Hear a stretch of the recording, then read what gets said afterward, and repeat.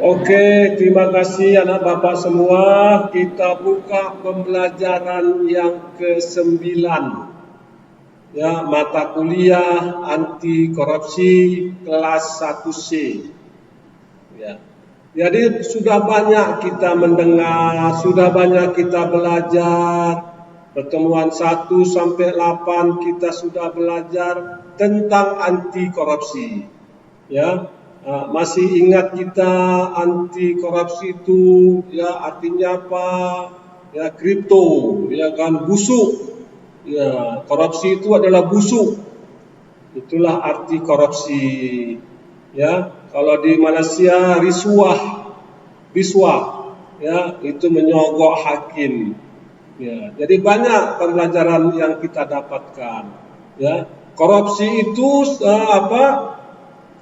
menurut penelitian, ya pengkajian yang diteliti orang-orang terkena korupsi sebagai responden dan dia menjawab, ya korupsi itu dipengaruhi oleh 2 faktor internal dan faktor eksternal. Ya, kalau faktor internal ya imannya kurang, ya, kurang mengaji, itu salah satunya. Ya, kalau agama Nasrani kurang ke gereja, kurang mendengar ceramah-ceramah, khotbah-khotbah, itu secara internal. Ya, dan secara yang kedua, secara eksternal. Secara eksternal itu dipengaruhi oleh orang-orang sekitar kita, orang-orang dari tempat kita beraktivitas, dari saudara-saudara kita, dari lingkungan-lingkungan kita. Ya, itulah dia penyebab korupsi. Ya. Jadi seperti yang kita ketahui bahwa korupsi itu ya sudah dari zaman dulu, dari sejarahnya dari zaman dulu dan sampai saat ini. Ya, di Indonesia sendiri korupsi ini bukan berkurang, malah ya bertambah-tambah terus. Hal ini dibuktikan dengan banyaknya tertangkap kepala daerah. Ya, hal ini juga dibuktikan ya dengan naiknya indeks persepsi korupsi dari tahun ke tahun. Ya, dengan data tersebut kita bukan semakin baik korupsinya, malah semakin meningkat. Jadi kalian sebagai mahasiswa, peran mahasiswa, ya bagaimana ya peran kami sebagai mahasiswa, Pak, ya agar kami dapat menekan angka korupsi. Ya, peran kalian itu sangat-sangat penting dan diharapkan oleh pemerintah. Ya, begitu pentingnya peran kalian ini sebagai mahasiswa, makanya kalian dibekali dengan pendidikan anti korupsi. Anti korupsi ini mata kuliah yang paling baru, ya, dan mulai saat ini, ya, anti korupsi ini dibelajarkan sebagai mata kuliah, ya, bukan mata kuliah pilihan, tetapi mata kuliah sebagai dasar. Peran mahasiswa, ya, kita sebagai mahasiswa dan sudah mengerti tentang pribadi-pribadi yang berintegritas, ya, jadikanlah pribadi-pribadi yang berintegritas tersebut, ya, kita buat ya di lingkungan kita, di lingkungan keluarga kita, di lingkungan kampus kita, di lingkungan teman-teman kita buatlah pribadi-pribadi yang berintegritas tersebut dengan 9 nilai-nilai intinya. Ya. Jadi kitalah sebagai role modelnya. Kalau kalian hanya kelas ini saja bisa mencontohkan berapa kelas anti korupsi, ya itu akan membuat berdampak yang sangat-sangat signifikan, yang sangat-sangat berarti untuk menekan angka korupsi ini. Ya, jadi kalian buatlah sebagai role modelnya, ya bagaimana 9 nilai inti itu kalian terapkan dalam kehidupan sehari-hari. Ya. Kemudian kalian harus juga membuat suatu momen, ya kegiatan-kegiatan yang berbau anti korupsi. Ya, misalnya kalau kita face to face, ya jangan titip absen. Ya. Kemudian kalau kita daring ada ditutup semua kameranya. Ini lihat si Regina, si Laura, si Safika, si Rizky ditutup kameranya. Jadi kalau kita mahasiswa ini berperan yang sangat besar dalam anti korupsi. Kita jangan diam, ya kita patut marah. Ya, kenapa kita marah? Kitalah yang dirugikan. Kitalah yang sangat-sangat merugi. Ya, kalau banyak korupsi tersebut. Ya, tadinya kalau tidak dikorupsi, ya APBN kita, anggaran pembelanjaan negara kita 40% bocor. Kalau itu untuk biaya sekolah kita, biaya kuliah kita, tidak ada lagi yang cuti kuliah saat-saat ini. Tidak ada lagi yang telat-telat bayar uang kuliah karena sudah dibayar dengan hasil-hasil korupsi dari mereka-mereka tersebut. Jadi itulah anak Bapak, ya bagaimana peran mahasiswa ya dalam kegiatan anti korupsi. Untuk jelasnya, mari kita lihat dulu yang satu ini.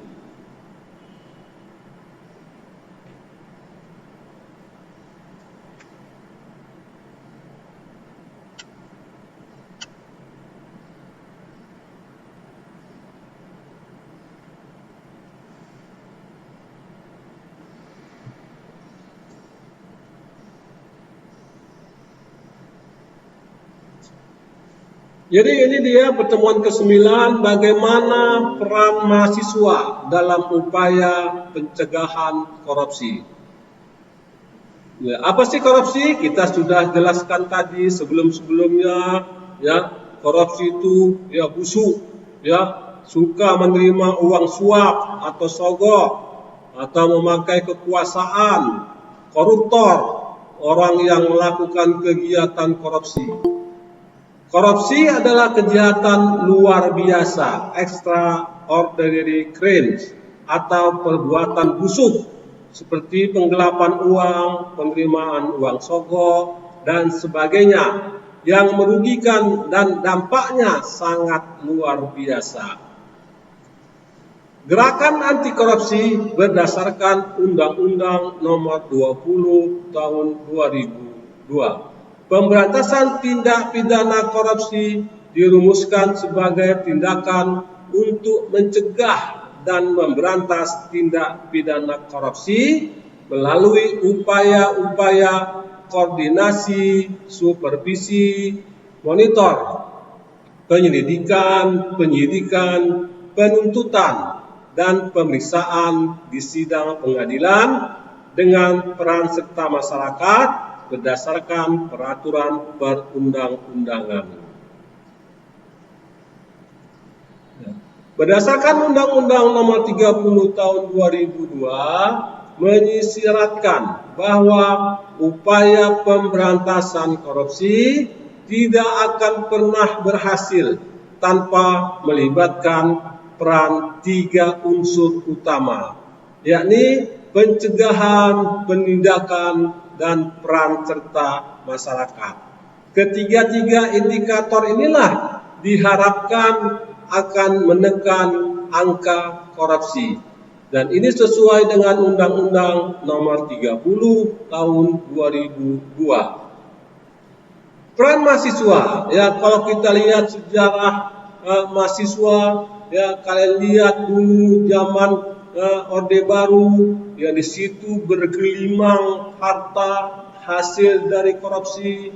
Ya, mahasiswa saat itu ya meminta presiden kita untuk turun tahta dan meminta presiden kita waktu itu Soeharto yang begitu masifnya korupsi, ya mahasiswa turun ke jalan-jalan dan mahasiswa marah dan mengisyaratkan pergantian pucuk pimpinan. Keterlibatan mahasiswa dalam gerakan anti korupsi pada dasarnya dapat dibedakan menjadi 4 wilayah, ya, di masyarakat, di lingkungan kampus, lingkungan keluarga, atau tingkat lokal atau internasional. Keempat wilayah inilah mahasiswa bisa berpartisipasi. Keempat wilayah inilah mahasiswa bisa mendekatkan diri dan aktif untuk memberantas korupsi.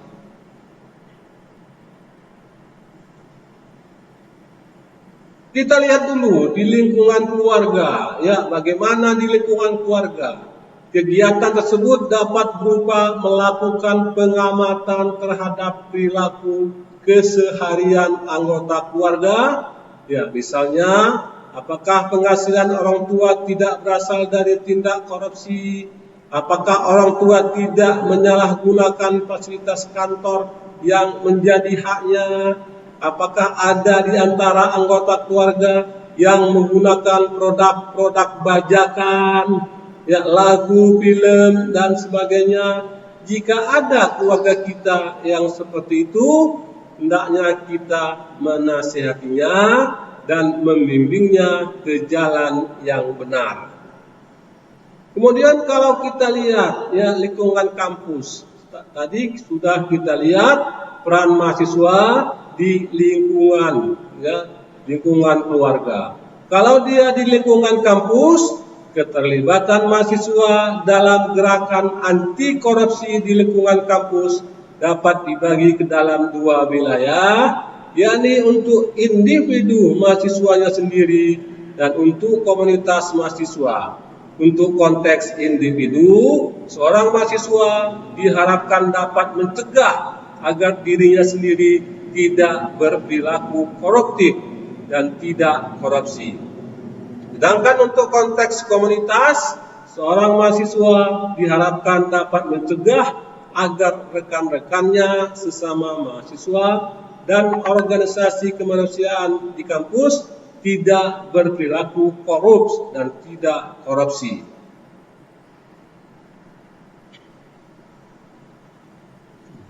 Di masyarakat, ya, hal yang sama dapat dilakukan oleh mahasiswa atau sekelompok mahasiswa untuk mengamati lingkungan dan di lingkungan masyarakat sekitarnya. Misalnya, apakah kantor-kantor pemerintah menjalankan fungsi pelayanan kepada masyarakat dengan sewajarnya, pembuatan KTP, KK, SIM, ya, dan lain-lain. Adakah biaya yang diperlukan untuk pembuatan tersebut?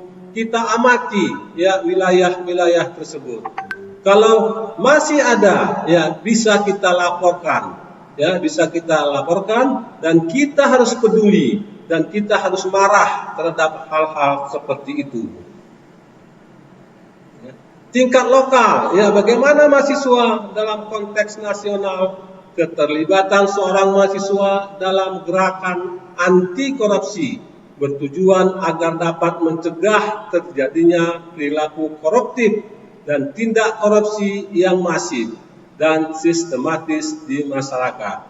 Mahasiswa dengan kompetensi yang dimilikinya dapat menjadi pemimpin atau leader dalam gerakan massa anti korupsi baik yang bersifat lokal maupun nasional.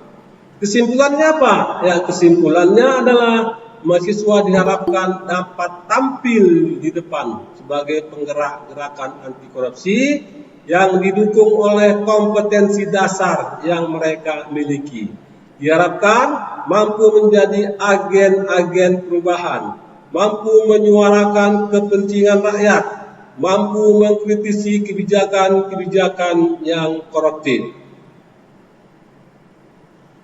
Ya, itulah ya bagaimana peran mahasiswa ya yang bisa membuat ya kita akan lebih sejahtera.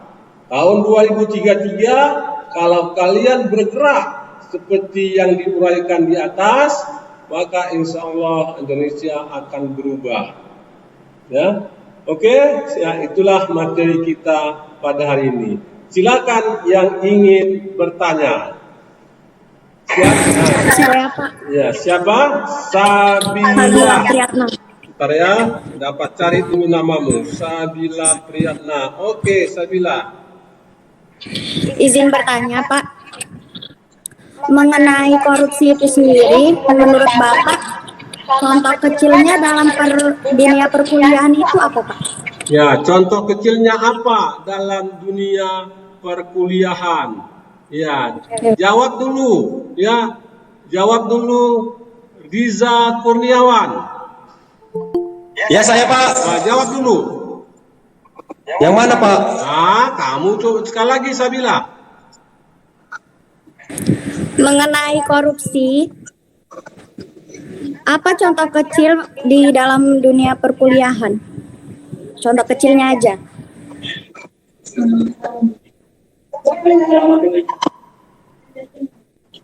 Oh, dalam contoh kecil dalam dunia perkuliahan ya? Iya. Ya seperti apa ya? Paling Ya, Rizky Saputra. Ayo jawab, Rizky Saputra. Ya Pak, contoh kecilnya itu seperti di saat kita mengerjakan tugas dan kebetulan kita dituntut dosen untuk mengeprint beberapa file gitu. Mungkin di saat itu kita bisa korupsi karena yang kan kita sendiri yang ngeprintnya gitu Pak. Jadi kan orang lain itu contohnya Pak dari saya. Ya, jadi katanya kita ada tugas ya, kemudian tugas tadi kita printer kita cetak ya, dan tugas itu milik temannya punya ya, bukan dia punya yang membuat tapi copy paste. Nah, itulah dia ya, copy paste itu salah satu dari korupsi ya, 9 nilai inti tadi. Ya, jadi dalam mahasiswa ini ya plagiat, kemudian copy paste, ujian search Google, ya itulah hal-hal kecil yang menyangkut korupsi, ya hal-hal kecil. Jadi ya, hal-hal seperti ini ya akan berbenturan dengan 9 nilai inti korupsi. Oke, terima kasih. Ya, siapa lagi mau tanya? Ya Pak. Saya Pak, Tani. Ya, tadi perempuan, sekarang laki-laki. Oke, si Rizky Saputra. Jawab apa Rizky? Rizky Saputra. Izin bertanya Pak. Tanya, ayo. Di sini Tani. Tadi pada unsur utama itu kan ada kita Bapak jelaskan sebuah pencegahan, penindakan dan peran serta masyarakat. Yang saya tanya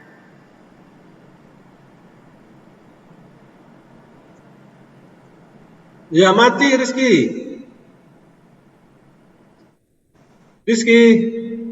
kan itu di penindakan Pak. Bagaimana cara kita mahasiswa untuk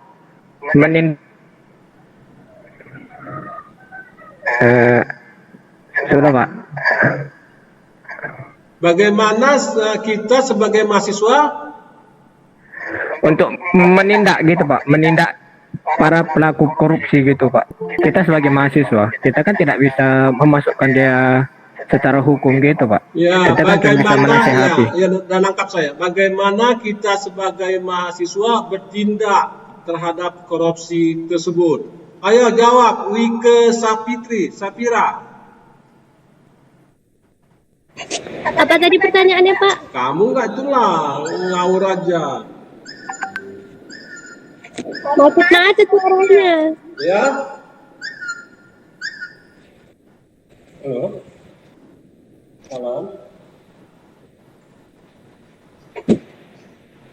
Ntar lagi ngajar. Ini teman kamu ditolak, terlambat datang, ditolak-tolak, ngapain dia? Iya, itulah. Makanya cepat datang, kita sudah mau pulang, dia sudah mau masuk. Ya, kita sudah mau habis, dia baru mau masuk. Saya tolak dia masuk, telepon dia. Dan kali ya, jangan ya. Ini saya ingatkan juga kepada kita semua di sini, ya. Ini ya, nah. Salman, ya, mana Salmannya? Ya, jadi jangan ya. Jangan kita terlambat, sudah mau habis baru masuk kita. Ya, kita ini baru setelah semester 1, kalau udah nanti semester 2, 3 macam mana lagi? Waktu nggak tepat. Bagaimana diharapkan kalian sebagai model-model anti korupsi? Bagaimana kita untuk akan datang? Ya, Tania kan? Ya, jangan lagi seperti ini ya. Ini saya tolak, ada beberapa orang yang mau masuk saya tolak. Oke, siapa tadi tanya tadi? Ayo, tanya apa? Ulangi pertanyaannya.